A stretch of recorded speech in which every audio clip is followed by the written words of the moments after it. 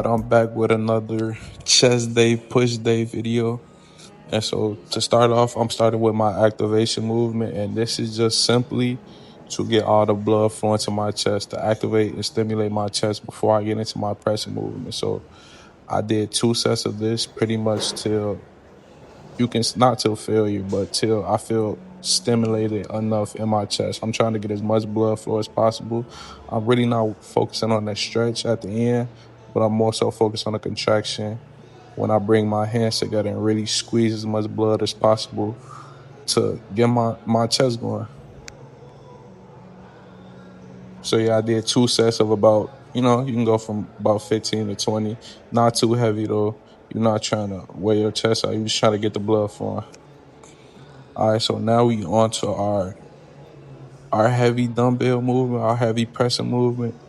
And so this is mainly for strength, but I did 2 sets of 8. And so I'm progressively overloading with this exercise.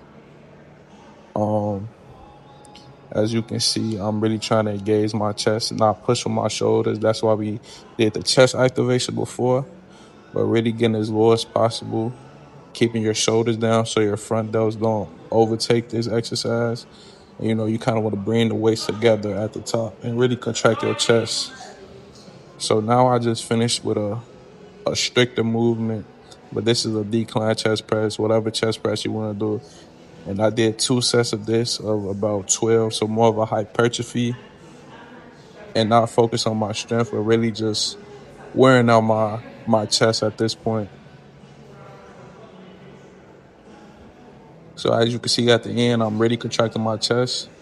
I'm bringing it back, still keeping tension on my chest. So when I feel the tension leaving my chest, that's when I'm pushing back forward. Okay, this is my set of dips. I didn't go heavy on this, but I did go to failure. And this is just to complete every angle of my chest. I really enjoy calisthenics, and I like to push the failure of my calisthenics. So I added the 25 so I can get to failure sooner. But I went to failure, took a break, then I just keep going.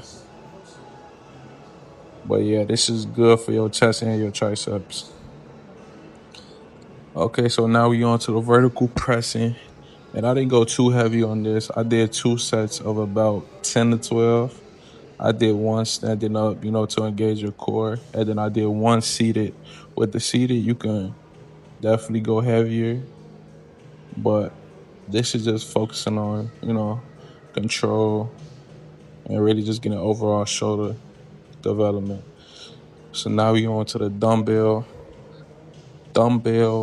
tricep, overhead, I don't fucking know, press, whatever the fuck. But yeah, I went pretty heavy on this. And with this, I just went to failure.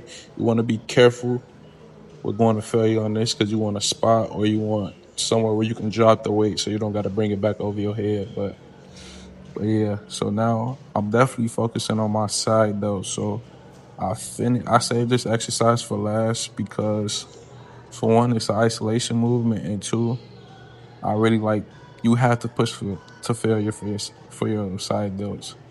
So you just want to keep going till you can't go no more. You want to go to failure, and then you just want to drop the weight again and go to failure again.